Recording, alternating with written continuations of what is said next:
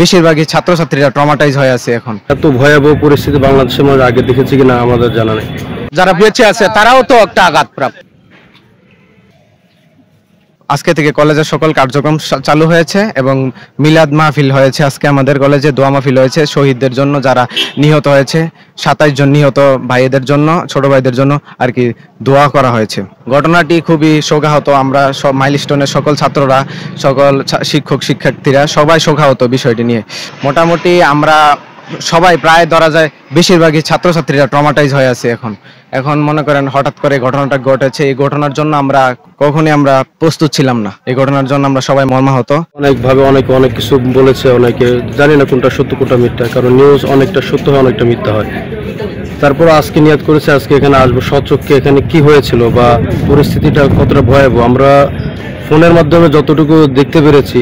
এত ভয়াবহ পরিস্থিতি বাংলাদেশের মধ্যে আগে দেখেছি কিনা আমাদের জানা নেই। আমার জানা নাই যে এত বিমান দুর্ঘটনা আগেও হয়েছে, কিন্তু এমন মর্মান্তিক একটা দৃশ্য বাংলাদেশের মধ্যে আগে কখনো দেখে না, যে একটা স্কুলের উপর বিধ্বস্ত হয়েছে, এত ছোট ছোট ফুলের মতো বাচ্চাগুলো নিহত হয়েছে।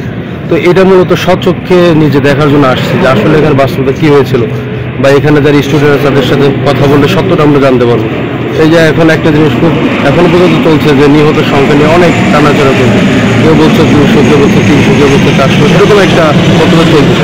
এই যে আসার কারণে আমরা এখানে যে স্টুডেন্ট তার মুখ থেকে আমরা শুনলাম যে 7-8 জন স্কুল কর্তৃপক্ষ নির্দিষ্ট করেছে। তো এই যে একটা নির্দিষ্ট যে আমার বা নির্দিষ্ট বিষয়গুলো বা স্বচক্ষে প্রত্যক্ষ করার ভিতরে যে একটা বিষয়, এটা দেখার জন্য মূলত আজকে আসা, যে আসলে কি হয়েছিল বা এখানে পরিস্থিতি এখন পর্যন্ত কি পরিস্থিতি বিরাজ করছে। তো আসার পরে আমরা যেটা দেখলাম, স্কুল কর্তৃপক্ষ আজকে স্কুলে স্টুডেন্ট এসেছে, দোয়া মাহফিল হয়েছে, তারা খুব ভাক্রান্ত হৃদয়, তাদের হৃদয় খুব ব্যথিত যে তাদের স্কুলে এত বড় একটা ভয়াবহ দুর্ঘটনা হয়েছে, যার কল্পনা তারা ইতিপূর্বে কখনো তাদের ছিল না। তো এই জন্য আমরাও খুব দুঃখিত, খুব শোকাহত। যারা নিহত হয়েছে তাদের জন্য আমরা প্রাণ খুলে আল্লাহর কাছে দোয়া করি, আল্লাহ যেন সবাইকে জান্নাত নসিব করেন। আর যাদের সন্তান হারিয়েছে তারা যেন ধৈর্য ধারণ করতে পারে। আশা করি তারা যদি ধৈর্য ধারণ করতে পারে, আল্লাহ তাআলা তাদেরকে আরো ভালো একটা প্রতিদান দেবেন ইনশাআল্লাহ। আমার মেয়ে Fatema Tasnim Nuha milestone school and কলেজে 10ম শ্রেণীতে পড়ছে। তাদের প্রিটেস্ট পরীক্ষা চলছে। ওই দুর্ঘটনার দিনও তার পরীক্ষা ছিল। পরীক্ষার থেকে সে হোস্টেলে যাওয়ার 15-20 মিনিটের মধ্যেই দুর্ঘটনা। তো আমার মেয়ে ওই দিন নিরাপদে ছিল। তো যদিও আমার মেয়ে নিরাপদ ছিল, কিন্তু ঘটনা শোনার পরে তো একেবারে বিমূর্ষ অবস্থা।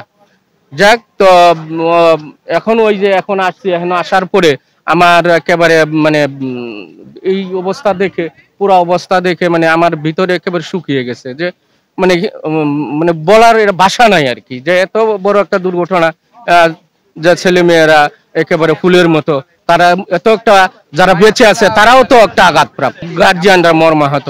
আমাদের সবার এই প্রত্যাশা যে যারা নিহত হয়েছে তারা যেন আল্লাহ জান্নাতবাসী করেন, এবং যারা আহত অবস্থায় আছে বা তারা যেন তাড়াতাড়ি সুস্থ হয়, এবং সবাই যেন এই সুখ কাটায়া উঠতে পারে। এবং আমাদের তো জাগতিক যে কাজকর্ম, যার যে পড়াশোনার দায়িত্ব, কাজে তো ফিরতে হবে।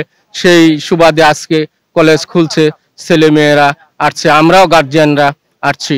তো এখন সবাই আমার প্রত্যাশা যে সবাই আস্তে আস্তে পড়াশোনায় মনোযোগী হবে, স্বাভাবিক কাজে ফিরবে। এই